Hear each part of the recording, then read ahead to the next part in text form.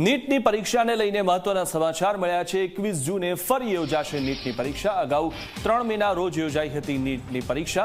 Paper લીકના કારણે રદ કરાઈ હતી પરીક્ષા। હવે ફરીથી 21 જૂનના રોજ પરીક્ષા યોજાશે। તો ફરીથી નીટની પરીક્ષા યોજાવાની છે અને 21મી જૂને ફરીથી નીટની પરીક્ષા યોજાવાની છે। ત્યારે હવે જે વિદ્યાર્થીઓ એ પણ કહેશે કે શું ફરી નીટની પરીક્ષા ચોકસાઈપૂર્વક યોજાશે, ફરીથી પેપર તો લીક નહીં થાય ને, કારણ કે તમામ જે વિદ્યાર્થીઓ છે તેમને એ જ વાતનો ડર છે, કારણ કે તેઓ મહેનત કરે છે પરંતુ તેમની મહેનત પાણીમાં જતી રહે છે। વારંવાર નીટની પરીક્ષાઓ જે છે તેમાં પેપર લીકની ઘટનાઓ સામે આવતી હોય છે।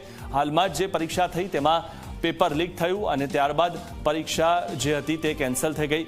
અગાઉ 3 મેના રોજ નીટની પરીક્ષા યોજાઈ હતી। ફરીથી હવે 21મી જૂનના રોજ પરીક્ષા યોજાશે।